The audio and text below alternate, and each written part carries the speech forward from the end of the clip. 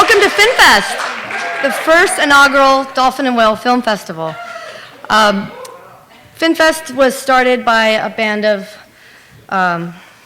ocean defenders, I guess you could call us, to show a new way of entertaining using marine life education that doesn't involve captivity. So this is one of them. We'd like to show the world a little example of what you could do and entertain kids and adults alike and educate them at the same time, sort of as a side effect of the entertainment. So that's what we're all about, and tonight we're honoring the people that study, protect, and research and document the whales, because it's about time that we recognize them, and it's about time that we honor them. So without further ado, I'd like to introduce the mayor of Dana Point, Mr. Carlos Olvera.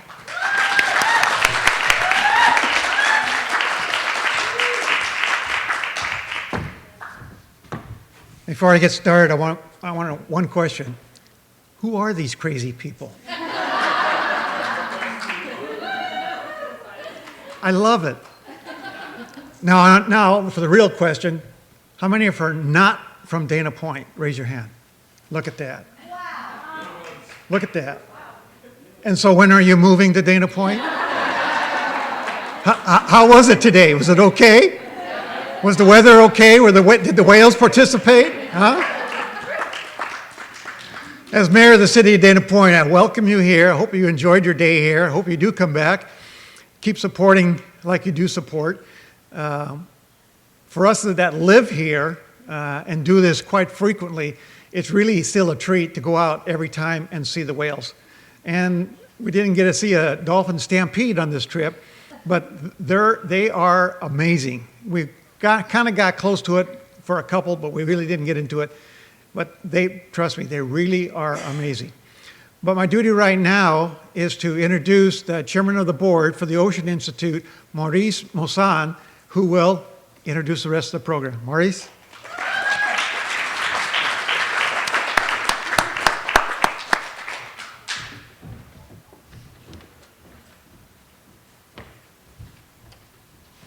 Well, good evening. I think some of you have met me on the boat or before we went out on the expedition. It's a privilege to have all of you here, really an incredibly erudite and diversified crowd, and this is, for us, a first-time type of event. So Dan Stetson, who is our CEO, was supposed to be here, but he's out watching tennis, so he's asked me to come here, and I'm really glad that I could, fill in for him. A little bit about myself. I've been on the board for 6 years, and I've been a chair. It's a 2-year term. I'm ending the first year of my 2-year term. And what brought me here is I majored in marine biology, but never really fulfilled that career. I read a book, The Mind of the Dolphin by Dr. Lilly, and it reminded me just how unintelligent I am compared to these magnificent animals that we saw in the water today. So it's just a delight, for myself to be here. The Ocean Institute is a very special, unique place. We're basically an educational institution. My personal metaphor is I see the foundation of the Ocean Institute supported by 4 pillars. And that's the pillar of science, the pillar of education, the pillar of youth, and the pillar of the ocean. And it's just an amazing place to be able to go out into the world and solicit interest and solicit foundations and personal grants from whoever might want to support us. So for myself, it's just a fantastic place. And we are going to be opening ourselves up to the public. We're going to have a grand opening, I think, in about a month and a half. I'm not sure of the specific date. So that's going to be a brand new chapter in the way we approach ourselves and be able to be open 24/7 all the time. So I don't want to take up too much more time, and I just want to thank again PhinFest for creating this event. And Moral, I believe you're up on stage right now, and thank you so much again.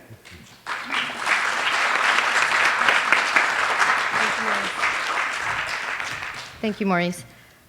I'd like to invite our Scientist of the Year, Dr. Naomi Rose.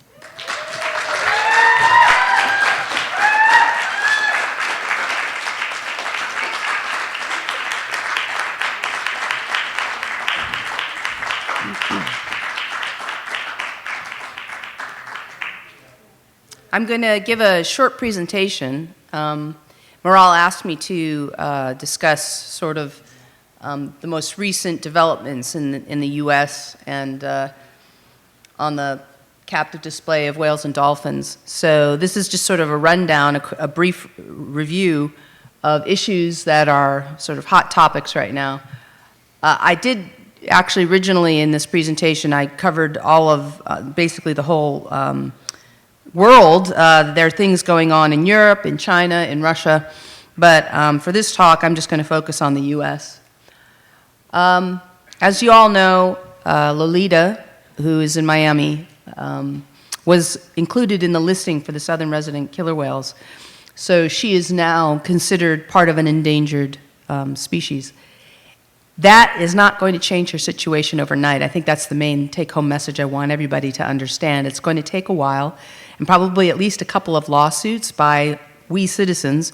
We are going to have to force the government to do the right thing, because I guarantee you they're not going to do it without some encouragement from us. The nice thing and the different thing, just so you understand why this is such a huge development, prior to this, the only law that was protecting Lolita and all the other captive whales and dolphins in captivity was the Animal Welfare Act. And the Animal Welfare Act does not have any provisions in it that automatically grant citizens standing to file suit against the government when they're not doing the right thing, when they're not enforcing that law. We do not have automatic standing, and it is extremely difficult to get standing under the Animal Welfare Act to sue on behalf of the animals the law protects. That might seem sort of absurd to you, but unfortunately, remember this law was written in 1966, and unfortunately that's just the case. It is extremely difficult to sue, for example, the government for failing to protect Lolita. We cannot represent her in court. And so the ESA was written 7 years after the Animal Welfare Act in 1973, and for whatever prescient reason, the lawmakers actually wrote in a provision that is called the citizen suit provision. We automatically have standing under the ESA to sue on behalf of the animals it protects.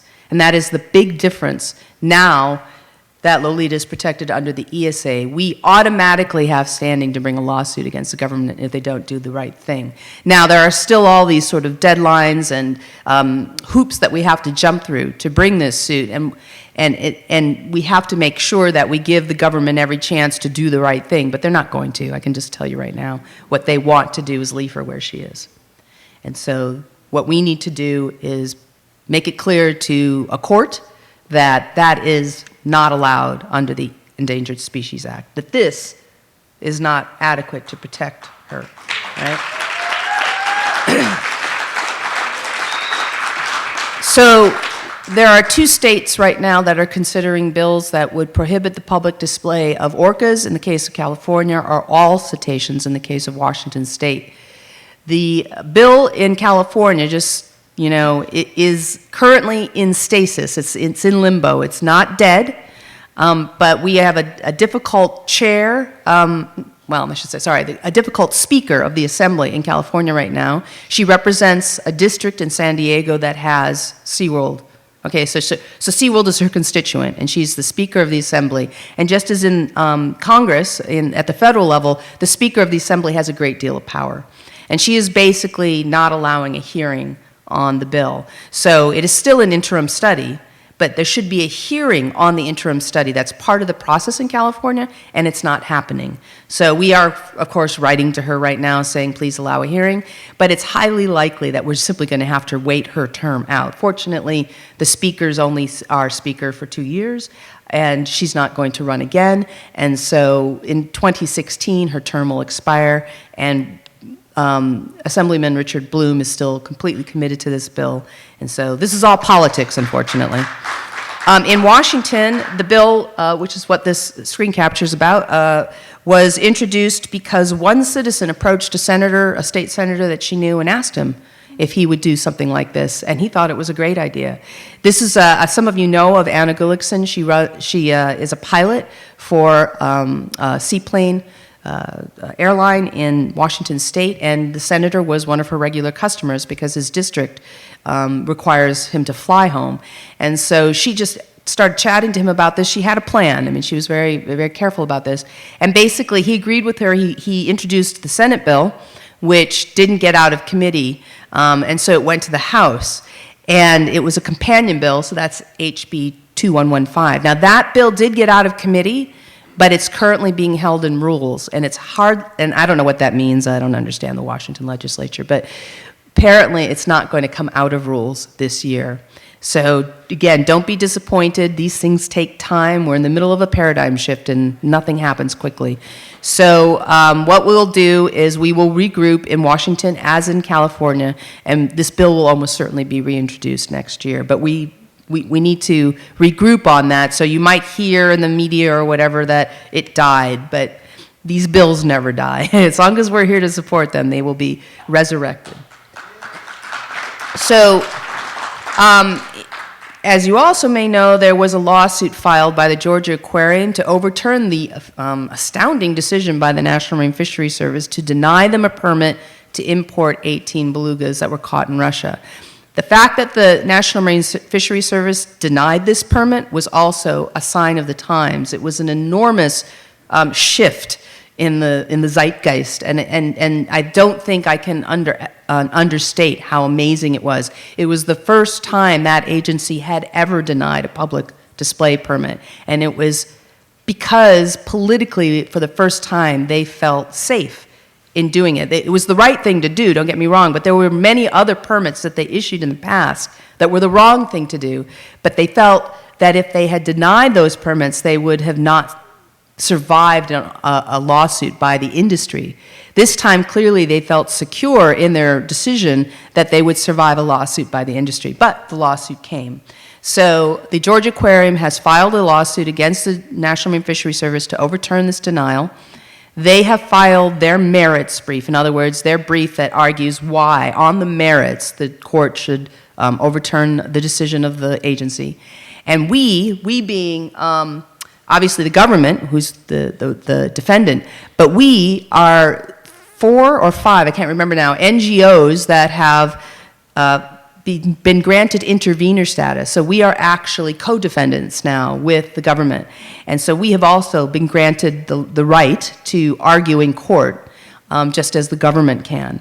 And so we have prepared our brief in reply to the Georgia Aquarium's brief, and that is due on Monday. And I also want to give a shout out to some folks who are filing an amicus curiae brief, which some of you may know what that is. It's a friend of the court. You do have to get leave to do so, but generally speaking, courts are welcoming of such amicus briefs. They like to get additional information that might not be something that the defendants themselves might provide. And we have an excellent group of folks who have gotten together, and Luis Hoyos is one of them. He signed on to the amicus brief, so did Gabriella Carpethwaite, so has Sylvia Earle, so has Jean-Michel Cousteau, so is Jane Goodall. All right, so we also have some Hollywood celebrities sprinkled in there for some jazzing it up to make it more media friendly. We have Edward Norton, we have Shannon Doherty. These are people who have agreed to put their names onto a brief that's being written by a lawyer that puts in a little bit of stuff that we couldn't put in ourselves as co-defendants, or the government couldn't put in, because we were restricted to the record, what the government had in front of it at the time it made its decision. The amicus, the amici as they're called, they can bring in things that are slightly outside the box that we cannot discuss. And so we've done that through a pro bono attorney who's just been very dedicated to this, and the actual amici who've signed on to it, including Louis. So that's Monday, by the way. We file all of those briefs on Monday. Do not expect a quick decision. These things, the cogs of the wheels of justice turn slowly. My guess is it'll take her, the judge is a woman, that it'll take her 6 to 9 months to make a ruling. But at some point, and I'll tell you what the ruling will be, she's going to agree with the government. All right, the Georgia Aquarium's going to lose, and they're going to lose badly. And if I'm wrong, you can all shoot me down, but I'm laying my reputation on the line to tell you that, because I've read their brief, and it's terrible. And she is not stupid. I've seen her in court. I've was there when she made when she heard the arguments for a more administrative issue related to this case, and she's a very smart woman, and I don't think she's going to buy for 1 minute the absolute BS that is in the Georgia Aquarium's merits brief. So, as you all know, SeaWorld, of course, is now a publicly owned company, and they keep having to make these, what must be for them, agonizing financial reports. So the most recent financial report was for the final quarter of 2014, and it was just more bad news. So they haven't had a good quarterly report since at least August of 2014, which is when their stock dropped 30%. It's recovered a little bit, but it's fluctuating around $18, $19. This is from a high of 39. So it's a very serious problem they have. They're deeply in debt, despite the fact that they're making this proposal to do the Blue World project, which will cost $100 million for each park. I'm not sure where they're supposed to get that money. It's just it's incredibly illogical to me that they're making this proposal given their current financial picture. So I'm not a business person, but I do know what debt is, and I do know what $100 million is, $300 million when you talk about all three parks, and I don't see the math. So it'll be interesting to see what they actually do with that. But anyway, they are not doing well financially, and you can read any financial analysis, The Motley Fool, other Wall Street Journal, and they're saying that there's a problem here for SeaWorld. And then with Ringling Brothers' recent decision, it just makes it seem like they're more sort of out in left field.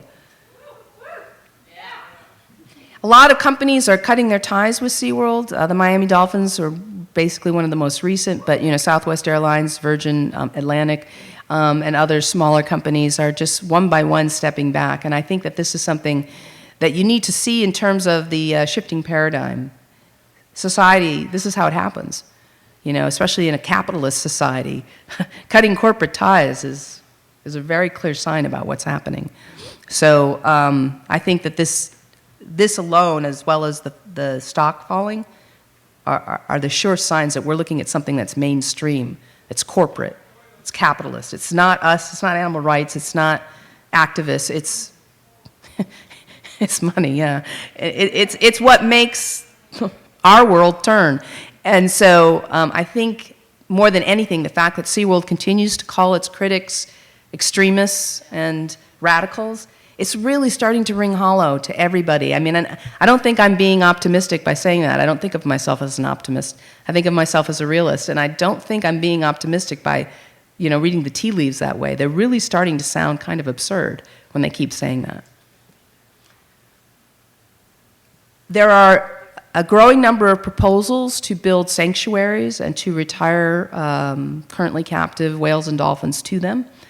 Many of you may know about the proposal in Europe. There's two, actually, in Europe that are both very viable. One is by Merlin Entertainment, which is actually a subsidiary of Blackstone, who also used to own most of the stock in SeaWorld and now is a minority owner of stock in SeaWorld. So it's all very strange, the way capitalism and the strange bedfellows that they have. But anyway, Merlin is very serious about building a sanctuary in Europe to house 5 dolphins that they've acquired by buying up a theme park here or a theme park there that happen to have a dolphinarium in it. They don't want the dolphinariums, and they don't just want to sell the dolphins to another dolphinarium, and I give them a lot of credit for that. This is taking a lot of time, which is upsetting a lot of people, but none of this, Lord knows, happens fast. I can tell you this much. I'm part of the team that's working on the Merlin project, and I can tell you this much. We found a location, and it's going to break ground. I can't really tell you more than that. Now, the second proposal in Europe is in Italy, and that one may actually beat Merlin to the punch because it's the government that's involved. Not that the Italian government is all that, efficient or anything like that, but nevertheless, they have shut down a facility for cruelty, and they've confiscated the dolphins. Okay, so now they're owners of these dolphins, and they do not want to be owners of dolphins. They're the government of Italy, for God's sake. They don't want to be owning dolphins. And so they have commissioned a very well-respected marine mammal scientist who I know very well, and he's a wonderful man. And they've commissioned, he's one of the most famous marine mammal scientists in Italy. And so they hired him, basically. They commissioned him to help them build a sanctuary. And so he's a little bit out of his depth, but he's very gamely pursuing this. He's talking to Merlin. He's talking to others. And it may be that the Italians build this sanctuary that will house the Rimini dolphins. That was the facility that was shut down sooner than Merlin gets to its facility. So we'll see. This is going to be a sea pen, just like we've always imagined for a sanctuary. And it will be somewhere in the Mediterranean, obviously, somewhere along the coast of Italy. And it will house these Rimini dolphins. Meanwhile, just so you understand, they're in the facility in Genoa. And it is a better facility than the one they were in, but of course it's still just a tank. But they are owned by the government. The Genoa facility does not own them. This particular screen capture is about the proposal here in the United States that the National Aquarium is pursuing. They are in the very early stages. Again, do not expect anything to happen quickly. But I visited the facility recently, and I saw what they're doing with the dolphins. There are 8 of them, and it is extremely different than the typical show format that you're used to seeing in a dolphinarium. They've completely stopped the show. The facility, the actual enclosure area with the stadium seating is open all the time that the aquarium is open. You don't have to buy a separate ticket. It used to be that you did have to buy a separate ticket for a show at a set time. Now you can just go in there in the morning and sit there until the aquarium closes. So if nothing else, it means that a lot of graduate students can do some science, because they're actually allowed to observe the dolphins all the time. And I'm trying to encourage a couple of students to do something like that. But also it means that you as an activist or you as just an interested person can go in there and watch the dolphins, see how they're behaving. They go in there periodically with the trainers, they feed them, they run them through their husbandry and veterinary training, and that's it. It's done at random times. It's not set to a schedule. The dolphins in between, I did watch. I stayed there long enough to see what they do when the trainers go away. They are playing with their toys. They're playing with each other. They're logging, they're bored. But it's no more and no less than it used to be when they were on a schedule, and I think it's a lot less stressful for them. This is what I'm always interested in, is this sort of rigid scheduling of shows. It's very unnatural for them. And it turns them into sort of automatons waiting for the 2 o'clock show. They actually know it's coming. Just like your cat knows when it's going to be fed. They know 2 o'clock is coming. And they get very agitated. You probably see it. Once the music starts, they become absolutely berserk because they know they're going to get fed. It turns them into something that's very unnatural. And so this is a much more natural, less stressful rhythm that they're in. It's certainly not ideal. And so I'm not saying it is, but this is what we're talking about when we say stop the show, all right? Don't stop interacting with them. Don't stop training them. They need veterinary care. They need husbandry behaviors. But just stop scheduling them as if they're some 9-to-5 salary man. It's just wrong.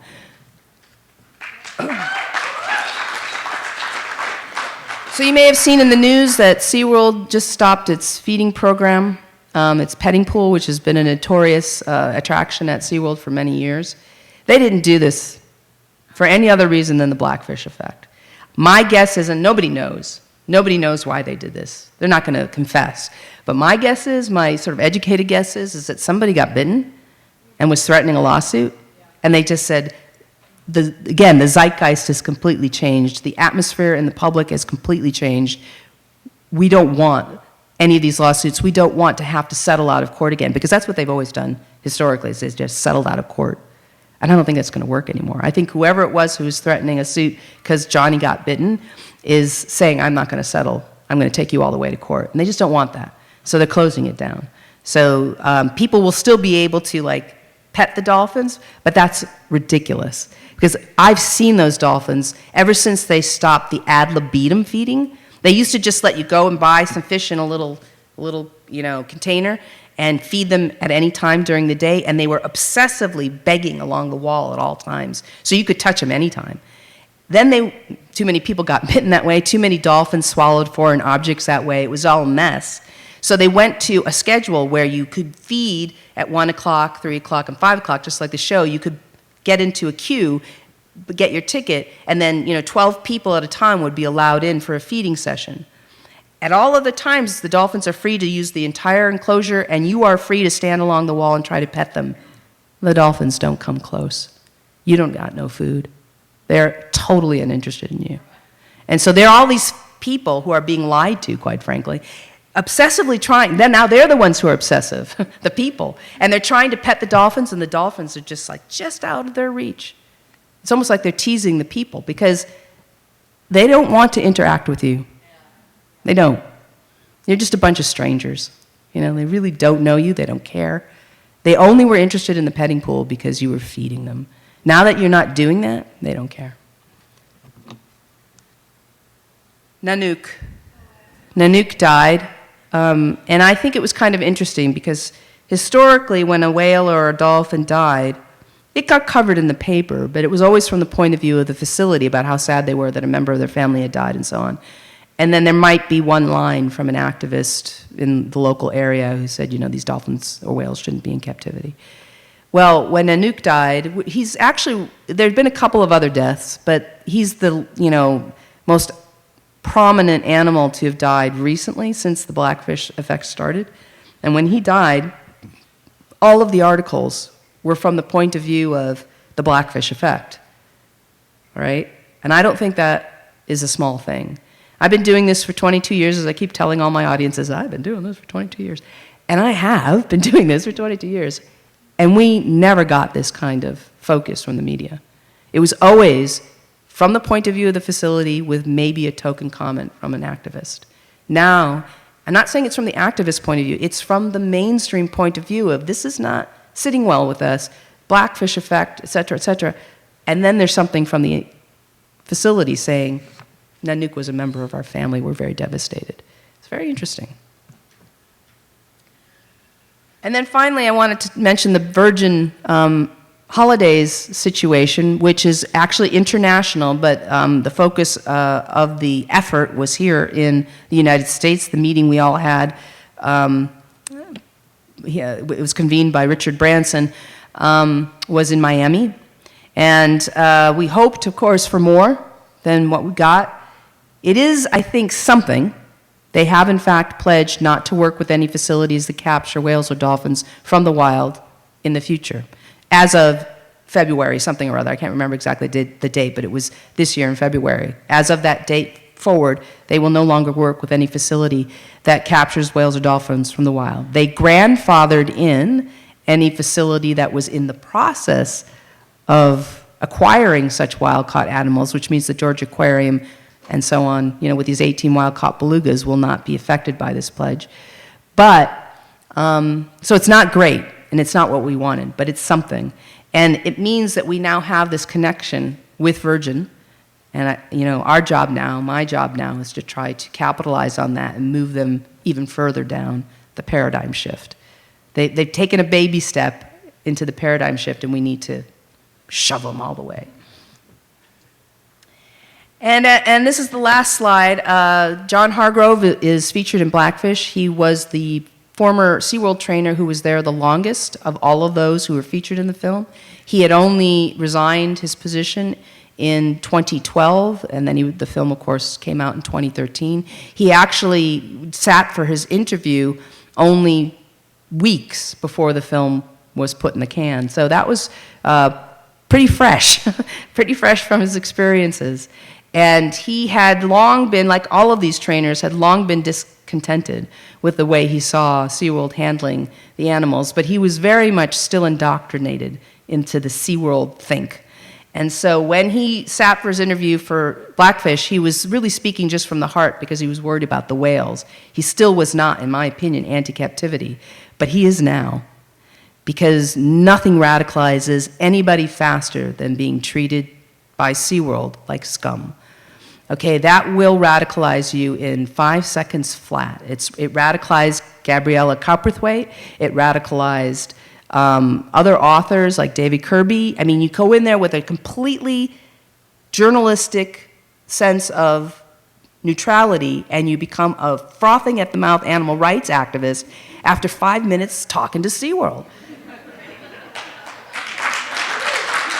And as I keep putting it, with enemies like that, who needs friends?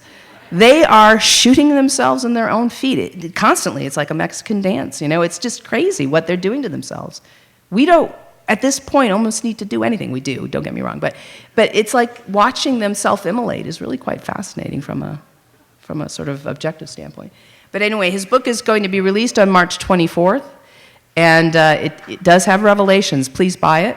I'm going to put in a plug for John right now, and he can thank me later. But it is very good. I got a blurb on the back. I got an advanced copy, so I've read it, and it is very good. And it does reveal things that are still new to me. I mean, it was just another eye-opener. Every time I think I know every bad thing about SeaWorld, I find out I haven't plumbed the depths yet, and so they're even worse than I thought. So that's March 24th. There will be a couple of other things that I can't talk about. Really, there are. One of them will be coincident with John's book release, and another one will be later in April, and you will know. It's not going to be a secret at that point, but it will take some time to be able to reveal what those things are. And the last thing I wanted to say, since I'm here and I'm sort of in the spotlight, I'm going to actually make a plug for myself. Please, if you don't already follow my page, or you do, but you haven't told every single friend you have to do so as well. My page is From the Dolphin's Point of View. It's on Facebook, and I'm always happy to have more followers. Thanks.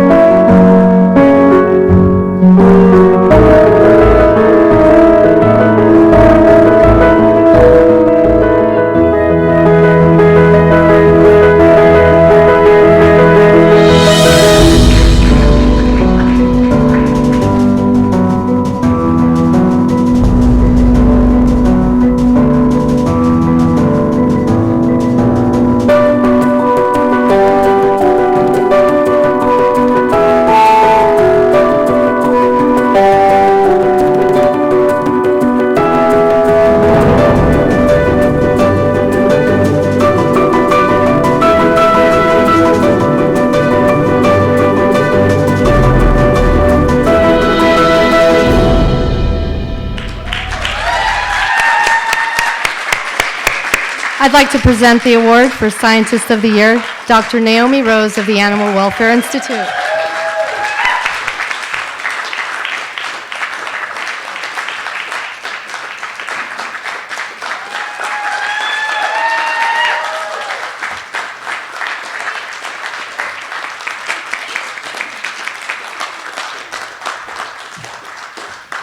This is the first award ever given to Dr. Naomi Rose for her scientific merit, and I think it's long overdue. Long overdue.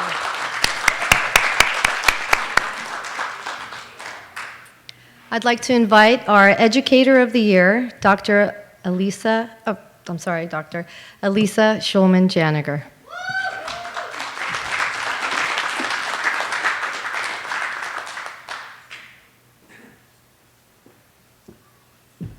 Well, I didn't prepare a PowerPoint because I'm going to be doing a PowerPoint tomorrow that I invite everybody to come to at Harpoon Henry's from 10 to 11. And I'll be talking for an hour on the American Cetacean Society, ACSLA, Gray Whale Census and Behavior Project. We're in our 32nd year, Point Vicente, Long Point area. And I'll also be talking about the orcas of California, which I've been passionately interested in forever, and kind of know just about all of them now. It's really exciting. So I invite all of you to come to that, and you'll learn more about California orcas than you ever thought you'd know. I became a marine biologist probably when I was, less than 2, when my parents took me to the ocean for the first time, and I saw the ocean and started screaming with delight, raised my hands in the air and ran into the water, and they couldn't get me out. So I got swimming lessons when I was not even 2 years old. When I was 5, my kindergarten class went to the Cabrillo Marine Museum, and I watched a crazy guy shake little eggs in a jar, and magically little fish popped out. And that was John Olguin. And I thought that was really cool. Decided I wanted to become a teacher. And I'd wanted to be a clown too, because it makes people laugh, it makes people happy, it makes people engaged. So I thought, well, maybe being a funny teacher is the way to go. So I studied everything I could as a kid about particularly whales and dolphins. But I was also intensely interested in apes and in elephants, and animals that have long, rich, emotional lives with strong family ties.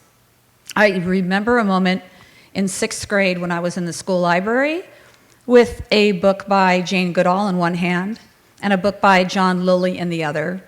And literally, like, the room lit up and sort of felt like lightning was hitting me. And that was the aha moment when I was having to choose a path in my life. Was I going to go to the apes, which still intensely draw me, or would I go to the cetaceans, which kind of for a California girl make a bit more sense? If I want to study them in the wild, I knew I did not want to study them in captivity. And that was the moment when my path was chosen. That was it. So from that point on, I was a whale girl, and everything I could possibly inhale about cetaceans, I did. Went to talks by John Lilly, the Cousteaus, everything, just soaked it up.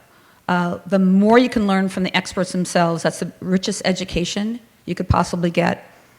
I took every science class I could in school and got out on boats whenever I had an opportunity, and ended up at the Cabrillo Marine Aquarium and in the whale watch program and became a whale watch naturalist, which was fantastic. I got to go out on boats and take photographs and teach the public about the animals that I so enjoy. And then a blue whale was hit by a ship off of Ensenada and carried into the Los Angeles harbor. And I went to take photographs, and I met my husband-to-be on the dead blue whale. That's Dave Janiger, and he now runs the stranding program for the Los Angeles County Museum of Natural History, and our dead blue whale is in the storage facility that he works in, which is really cool. And if any of you ever need any articles on marine mammals, Dave's thing is to be the guy behind the people. Anything, you name it. We would suddenly have a trip to San Diego or Santa Barbara. Why are we going? Because so-and-so needs an article. So we'd hit the road and go on a road trip. So that's his thing. Mine is, as an educator, I want to learn as much as possible. I'm a lifetime learner. I ended up teaching on a boat for 10 years, going out whale watching every day, or putting on dive gear, going in the water, pulling up plankton nets. Gave me an opportunity and a platform for studying whales. Moved to the East Coast for 2 summers to study the humpback whales there. Went to Hawaii, went to Baja as naturalist, went to Alaska as naturalist. I really, really enjoy sharing my knowledge, getting more knowledge, but trying to be a bridge between what scientists are learning and what the public knows or doesn't know, and educate them. Because once you're educated, you know what's going on, you can act on it. You know what important topics are the ones that you might be able to do something about.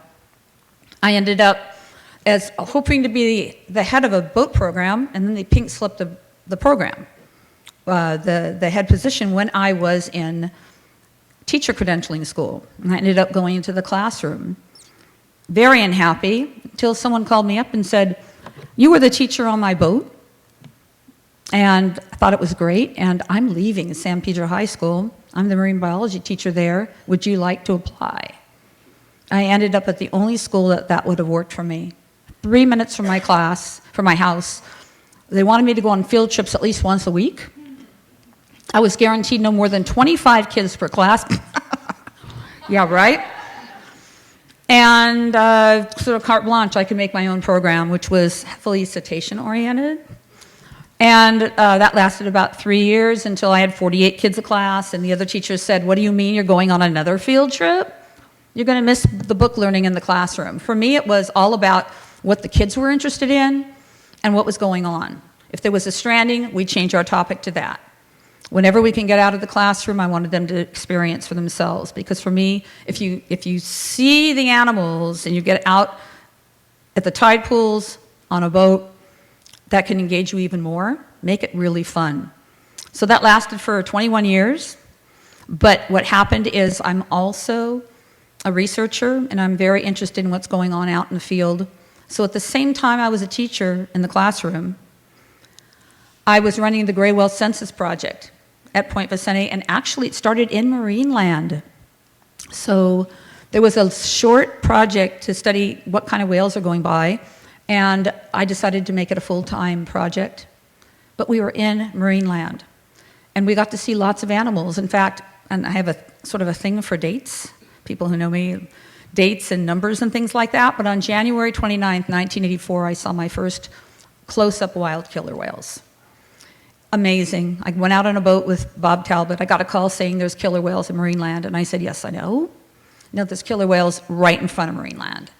And we actually got out there and got with what I called the LA Pod, which are a group of 15 whales from Mexico that came up the coast from 1982 and hung out off Los Angeles, went up to the Farallon Islands, down to the Sea of Cortez for 15 years. And then with the next El Nino in 1997, they left. But not before one of them killed a great white shark off the Farallons. You might have heard about that, CA2, with a whale that killed Jaws. Really interesting stuff. Killer whales are pocket size. Females were 12, 13, 14 foot long, 15. Males maybe 18 foot. Then I went up to Monterey and saw a mammal-eating killer whale. Huge. In fact, I've been to Monterey, I don't even know how many times since 1992, and every visit I've gone, I have seen wild killer whales. Not on every trip, but any trip from 3 days to 5 days to a week to 5 weeks. I was actually contacted by SeaWorld last year to comment on the fact that it's important to maintain a facility like SeaWorld because otherwise people in California won't get to see wild killer whales. Okay, speaking from somebody who has seen them every time I make a trip to Monterey during April and May, which is the best time to see them, I said, I really can't say that because I've seen them every single time. And not only that, starting 4 years ago, some of those started coming down to Southern California. And those have become some of my favorite killer whales in the world. And actually, I've gotten to know them so well by spending time with them. It, to me, feels like families of people who live in the ocean by learning their personalities. I see one Comet, who I'll be talking about tomorrow. She's 4 years old. I first saw her when she was 1, and she put her head on her mom's back and looked at me and vocalized over and over, staring me in the eye. If any of you have had that experience, Howard, Susan, you just came back from Baja, getting that eye-to-eye contact, it's hard to describe, but it's like electrical current going back and forth. There's somebody home there. It is so intense. It's not just an animal like going by. It's like, ooh, this is kind of cool. I want to hang out with you for a while. Intense, absolutely amazing stuff. And I still get that feeling. And I've been going out on the water for decades, and I never get tired of it. And the other thing I want to do is to excite other people about it. So I post on Facebook if I hear about wild orcas out here. I say, Orca alert, Point Vicente, half a mile out, get on a boat now, go, go, go. And people like suddenly are sick at work, and they go out suddenly, and they show up on TV that they just watched these killer whales out there. And it's first I want to get out there, and I want to get pictures and see who of my acquaintances, almost feels like friends. Who's out there? Who's had a kid? What's going on? Who's hanging out with who? These 2 orphans, one got adopted by one family, one got adopted by another. Now the brother and sister are together last month, right off Point Vicente. So cool to see that. They survived their mom dying. They were adopted by 2 different young mothers, and right now they're spending time together with one of those moms. To be able to get that across to other people and have other people get to share that excitement with me, for me to get to see it is wonderful. For me to get friends to see it is fantastic. For me to get the public, like, I've never seen a wild orca in my life. Oh my God, I just got to see the first ones I've ever gotten to see, is beyond expression. So I want to be able to bring the world of the wild animals, not just orcas, but others, but particularly that because they seem to run in my blood. I dream about them pretty much every night, and identifying them as they will go down the street, right? They go down the street, oh, that's so-and-so, ooh, she's got a calf. And identifying, flukes or of humpbacks and all sorts of stuff. But getting the public engaged in that too. Everybody has a passion in life. Some people find it early like I did. Some people not till later. you could excite other people about it. Get them involved in it too. Follow your passion. Stick with that passion. And it gives me never-ending happiness to be able to share that with others and to find out what's going on with those animals in the ocean. So if you want to learn more about those orcas and also about our 32nd year full season gray whale census project, from Point Vicente, started at Marineland closed, and we weren't going to get closed down. We just kept on going. We've been at Catalina Island, we've been at Santa Cruz. This year is the biggest year in 32 years of gray whales. How many of you saw gray whales today? Okay. Back in 1984, we had most of them within a mile of shore, counting them from shore. 3,412 northbound gray whales that year. Okay, 999 southbound. Okay? This year, we've had something like 1,878 southbound gray whales. Our highest count in 32 years was 1,301, okay, back in like 1985, back then. We're almost at 1,900. Whales were coming earlier. They seem to be coming closer to shore. This is the 4th year in a row. We're seeing them everywhere. We're seeing mating. We're seeing breaching. Someone messaged me yesterday, is there something in the water? They're breaching everywhere. Like, okay, I know we don't process all of our caffeine, and it does go in the water, but no, if you get a lot more animals close to shore, you're going to see a lot of interactions. You're going to see more breaching. There's more animals. See more mating, hopefully make some more babies for next year. Northbound, we've already seen over 800, including 3 calves, including a calf today. Most calves are still down in the lagoons. I think also the northbound migration is going to be closer to shore. We don't know why yet, but this is the most amazing year in all of our 32 years to get out on the water. Not only that, we're seeing false killer whales and pilot whales that we used to see in the early 1980s. We never had rhesus dolphin. We didn't see many white-sided dolphin. We didn't see many common dolphin or bottlenose. We had pilot whales. We had false killer whales. So exciting to see those animals move in with this warm blob that we've had along the coast. We've had Brutus whales from Baja. We've had pilot whales from Baja. 2 days ago, false killer whales from Baja. The same false killer whales we saw a year ago almost to the date. Right off here, right off San Diego, right off Palos Verdes. Whole new ball game, really interesting sort of shift in regimes going on. Very exciting. So it's a great time to be involved in cetacean research, cetacean education, and cetacean conservation. Thank you.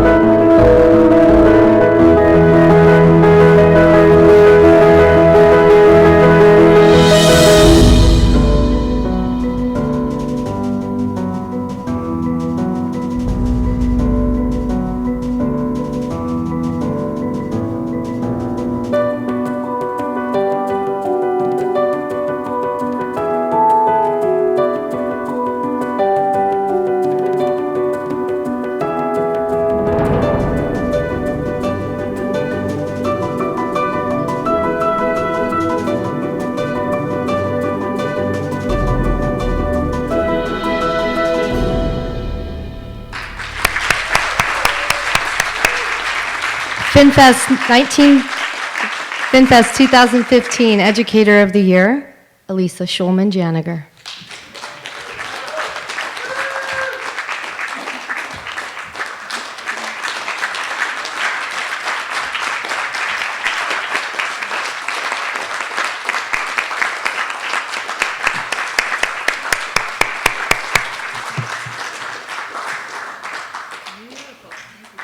Thank you. Took a little more than my 2 minutes. No, it's fine. Educator to the core. Deserve it. Okay, moving right along.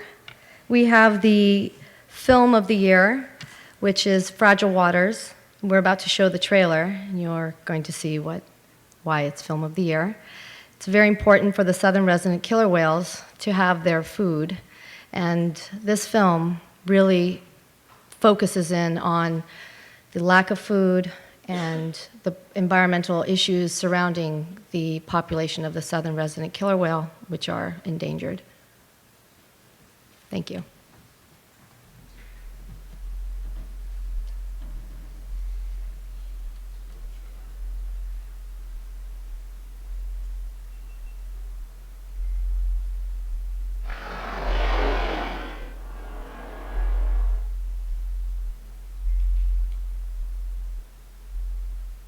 And in our mythology of Salmon Woman, how she brought the salmon children to the people, we were taught to love and respect the salmon children. And as long as we had that respect, we'd never starve.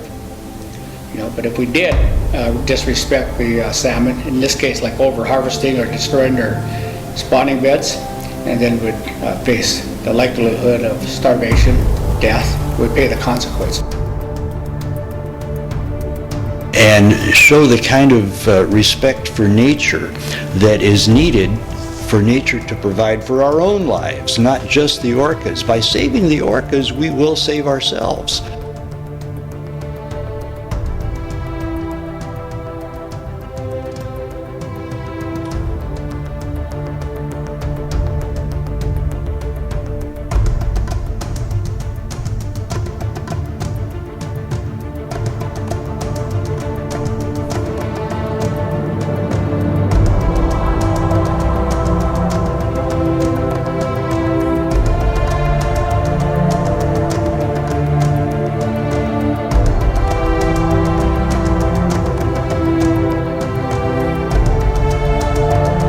These are the same salmon that are being thrown around at the fishermen's terminal here in Seattle, the same king salmon that we eat, and the same king salmon that the Washington State Department of Health has a fish consumption advisory on. There are toxin levels in these salmon that are certainly of concern, and this is the primary food source of the killer whales.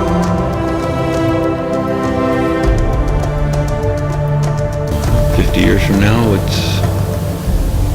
I'm not going to be counting these whales. They'll be gone, and they'll be close to gone. 100 years from now, they certainly will be gone, unless we change our ways.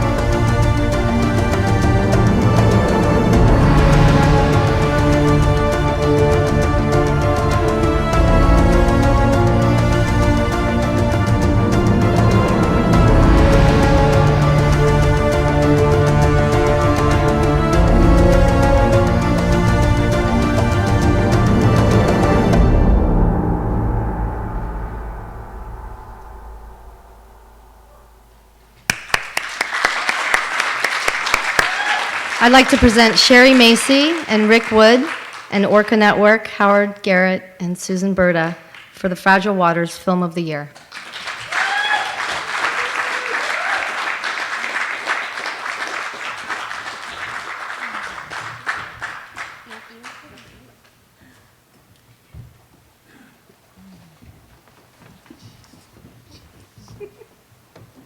I'll let the experts do the talking.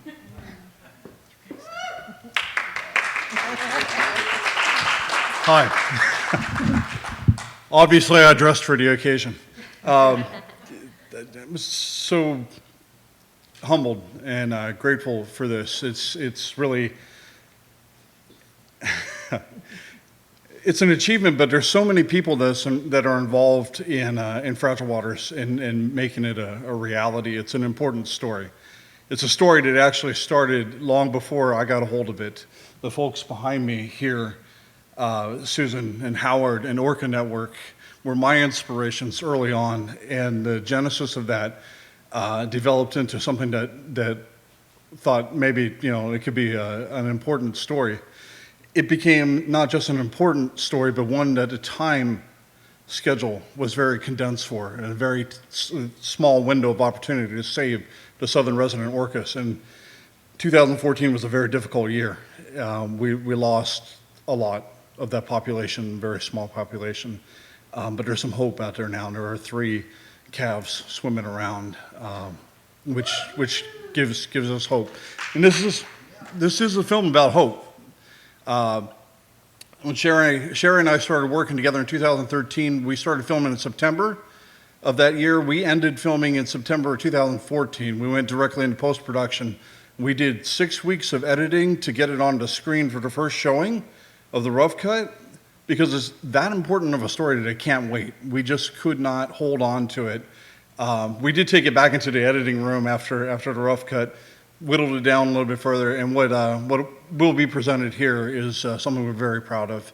And we're very, very thankful for Maral and all the folks that put FhinFest together, for the Ocean Institute for hosting such an amazing event in a place that really is an epicenter of the health of not just whales, but all the animals out here. California, it blows us away. Every time we're here, it blows us away how many elements come together for the environment in California. So I just want to say thank you all very much, and we're very, very grateful.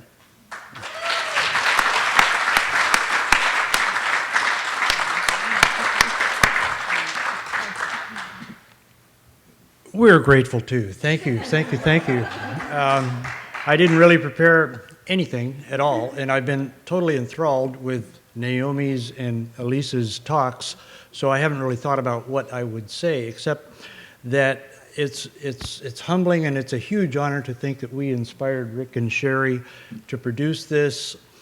What we do is sort of intermediary. We sort of found a niche and tried to fill it in, and Orca Network is a network. We try to make a space. We try to create an atmosphere that is cooperative and harmonious and inviting, and everyone in it can talk to everyone else in it, and so it's just a sort of a huge space to express how we see, what we see, share knowledge, share inspiration, and hopefully get a lot of people into that paradigm shift that Naomi talked about so eloquently. And there really is one going on. There's a big time paradigm shift. I compare it to trying to count salmon. You can't count salmon exactly. You can estimate, you can see a few signs here and there, and they're absolutely crucial. They're absolutely essential to the lifeblood of nature. Certainly the southern resident orcas depend entirely on Chinook salmon for their survival, for their future.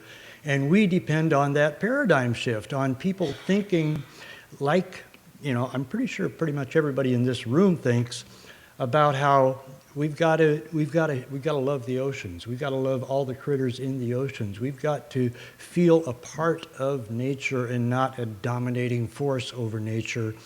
And I think we're getting there, and that's what we try to do. Anybody else?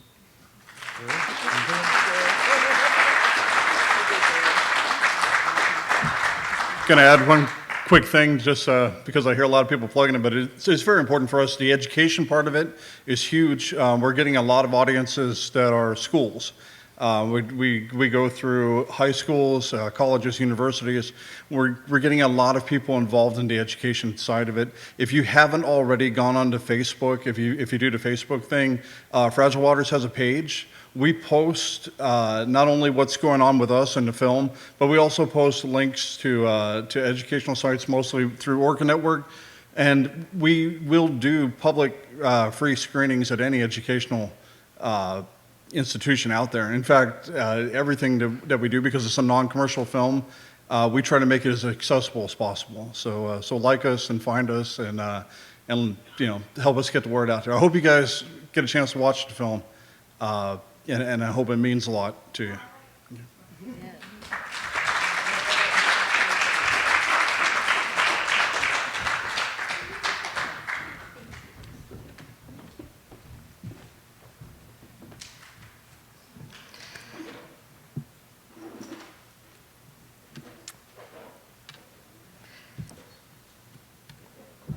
Okay. The following filmmaker is the reason why I am up on this podium and the reason why I am on this journey. And I would like to honor them with Filmmaker of the Year, and that is Racing Extinction. We will, yeah. The makers of The Cove, the Oscar-winning film documentary, that docu-thriller, that has changed a lot of eyes in the world and has opened a lot of hearts. And Racing Extinction is the second phase of that journey, second phase of that expansion of the horizons and the visions. And I would like to honor them tonight with Filmmaker of the Year, Oceanic Preservation Society, for Racing Extinction.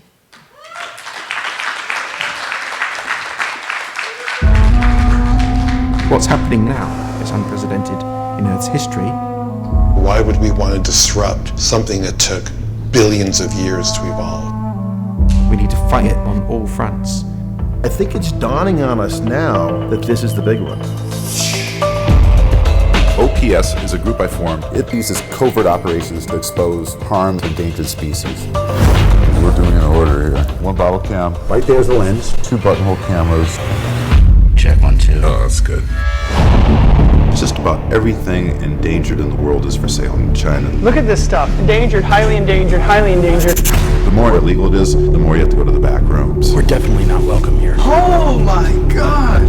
There's things going on that are probably not safe to talk about. Climate is controlled by the ocean. And we're dumping so much carbon in the oceans it can't take it anymore. We found this guy, Mr. Lee. He's culling and processing whale sharks. Nobody ever gotten a camera in there before. We run into people with badges and uniforms, strip off all this stuff, throw it over a wall. Is it a basking shark oil? Jesus. This world is absolutely insane. Wildlife trade is second only to the drug market in the world. It's that lucrative. We need a getaway driver, and I knew one of the best. I love it. To create a heist, to hijack the world's attention. I think we want to put in an order for a car today. Excellent, we'll take one. Blow the lid off this place, right? There's been 5 major extinctions in the history of the planet. This may be the 6th. When you're talking about losing all of nature, it's not a spectator sport anymore. Everybody has to become active somehow. The idea is to inspire people. Imagery is very powerful. If you can reach people, you can change them. We can make this happen. We need people to understand it's worth doing. People that have been in the business that don't even bother. But better to light one candle than curse the darkness. There's so many people who sit back and say we're screwed. But you know what? That one candle, maybe someone else with a candle will find you. And I think that's where movements are started.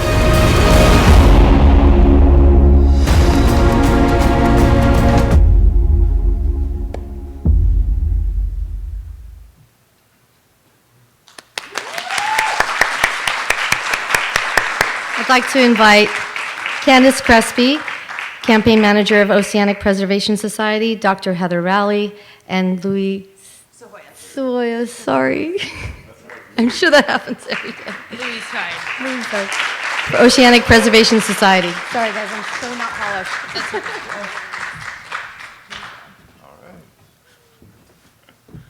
Thanks for being here. It's such a pleasure to be in a room with like-minded individuals and not have to convince you of things that we already know. So thank you.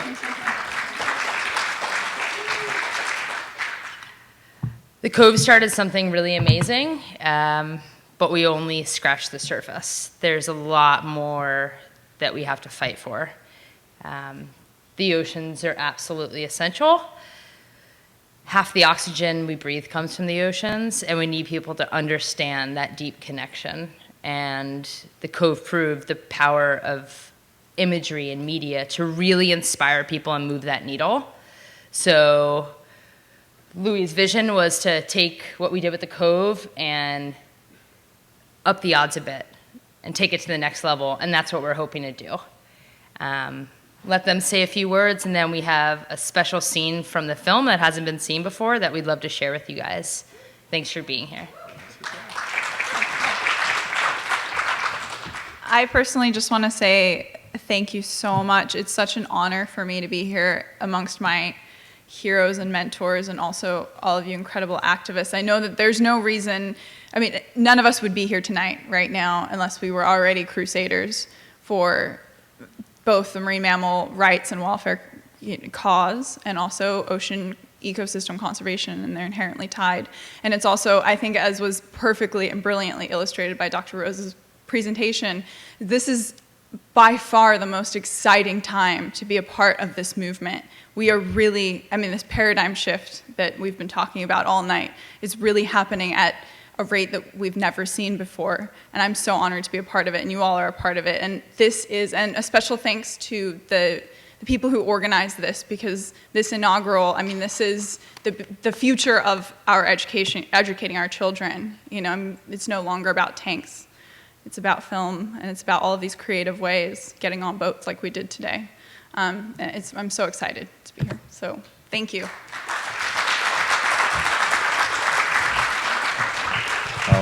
Just want to say that when I started getting into the film business, I was a still photographer for National Geographic for about almost 20 years. And I met Steven Spielberg right before I started the Oceanic Preservation Society. And I said, do you have any advice for a first-time filmmaker? And he said, never ever make a movie involving boats or animals. And then when I started to do the second film, I started to hear these very famous directors saying, oh, The Cove, don't even bother to make a second film, they all suck. So The Racing Extinction is our second film, and I think it's better than the first one. So I guess any advice to first-time filmmakers out there, don't take any advice from filmmakers. But I don't know, it is the most exciting time to be alive in history, because right now we're facing something called the Anthropocene, the age of man. And our own species name, Homo sapiens, means the wise ones. And our own species might be the cause of the sixth mass extinction on the planet. You know, right now we're losing species faster than scientists can even describe that they're on the planet with us.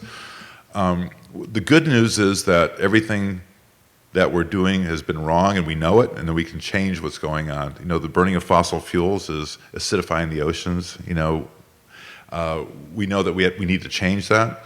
And the biggest thing that every one of us can do to save the oceans is to adopt more of a plant-based diet, because a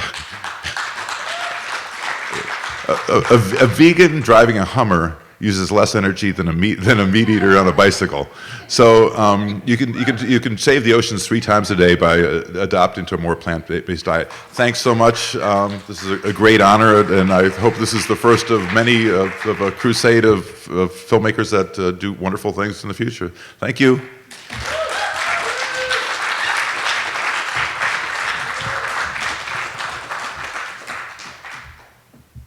Now sit back and get ready to be mesmerized by the largest animal that's ever lived on the planet.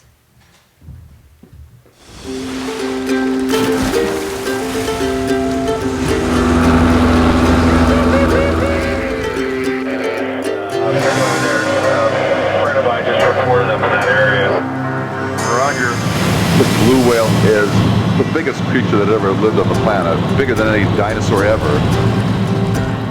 Just like dinosaurs, they're going extinct. Oh, look at them. Back in the days of whaling, they were hunted to near extinction, down to about 2% of their population. Now they're getting decimated by shipping traffic. Go for it. It's coming up to the right. My hope is that if you can show people the beauty of these animals, there's a chance to save these things.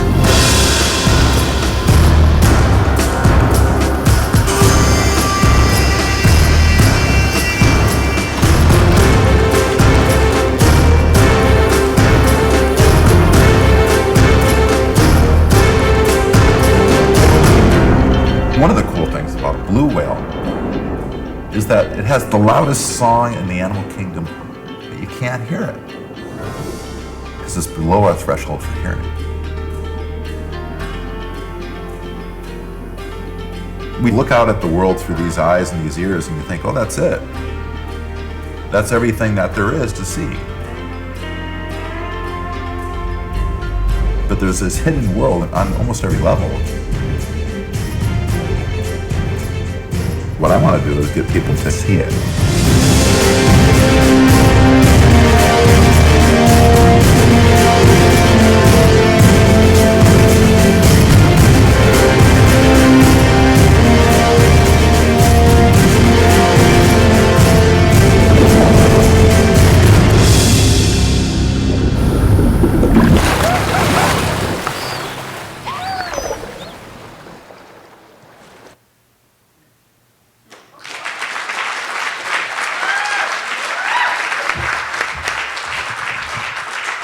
That was amazing. That was amazing. I'd like to first and foremost, before I forget, I'd like to thank some of our sponsors that have supported us from the very beginning till now. Orca Ball being number one. Please support Orca Ball. 10% of the proceeds go to the Orca Research Center for Dr. Ingrid Visser and the Orca Network for 10% of the stickers. So please support them. They're a really great organization, very hardworking. I see Marty all the time doing ocean awareness and all kinds of stuff. Very good people. MBT Productions, who's doing the live stream and the video capturing, thank you so much. The reason why everything looks gorgeous is because of them. And finally, Neptune Productions, which very, very, very good name, Neptune Productions. Thank you so much for all of the work, the lights, and all the magic. Thank you, guys. Couldn't do this without you. I'd like to thank Ocean Institute next, because I feel like they really partnered up with us here. I came to them about 2 months ago, and Sarah Anderson saw the vision that I saw and said, let's go for it. It's really late, but let's just do it. And I said, let's go for it. So here we are.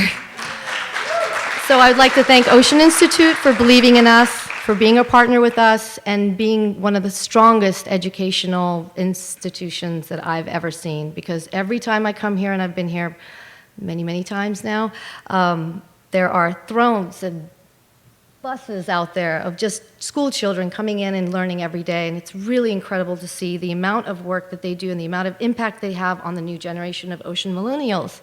So thank you so much. And this is for Ocean Institute.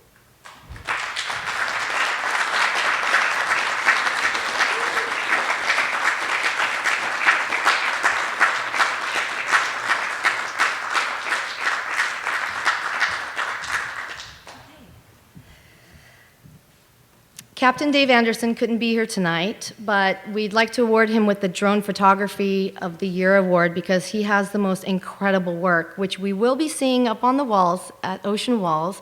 As you're leaving, or if you want to hang out afterwards, we have about half an hour presentation with Ocean Walls, and it includes all of our trailers that we have, Racing Extinctions you will see Transparency Voyage, and a few other little excerpts, but then you're going to see the most incredible underwater photographies that I've ever seen, not including the one I just saw, which is exceptional. In any case, so I would like to award the Drone Photography of the Year award. Unfortunately, he's not here, but to Captain Dave Anderson.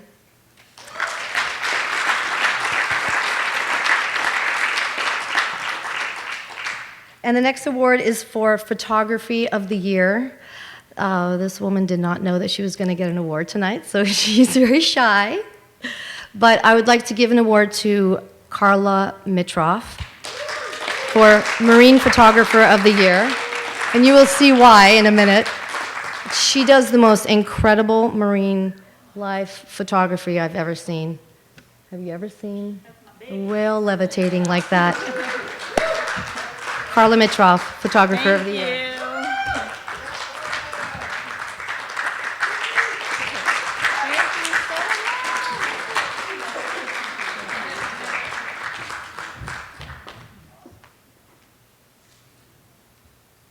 Last but not least, there's one person that has really helped me with this film festival to bring it to fruition, and she was my right hand. She actually didn't really know about whales or dolphins before, and this was out of the love of just seeing films like The Cove and Blackfish and videos that I've been pushing on her to open up a little bit of the heart and to see what is happening in the world. She was inspired enough to drop everything and help me with this and make it happen. And so for that, I would like to bring up Lena Tashjian as a thank you.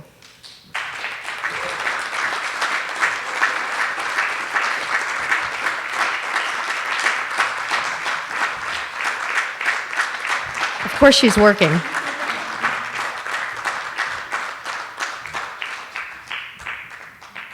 When I asked her if she cared about dolphins and whales before, she was like, I really didn't even think about them. I didn't. But now she's obsessed. So thank you. Thank you. She's our little gray whale. So that just that completes our award ceremony for tonight. Thank you so much for coming. Please enjoy the ocean walls. We have about half an hour of footage of incredible stuff that will be on loop, but you can have, half an hour, 40 minutes of enjoyment on that. And we really, really look forward to seeing you guys tomorrow. Doors open at 5, and we should be wrapped up about 10. Same thing on Sunday. And free tacos on Sunday with Rubio's. Yes, it's really exciting. But we also have veggie options at Whale, I promise, with vegan options as well. But please join us from 5 to 7 on Sunday for that. And tomorrow will be Fragile Waters, and we're going to have a whole bunch of other awesome surprises as well. So thank you so much for joining us on the inaugural Dolphin and Whale Film Festival.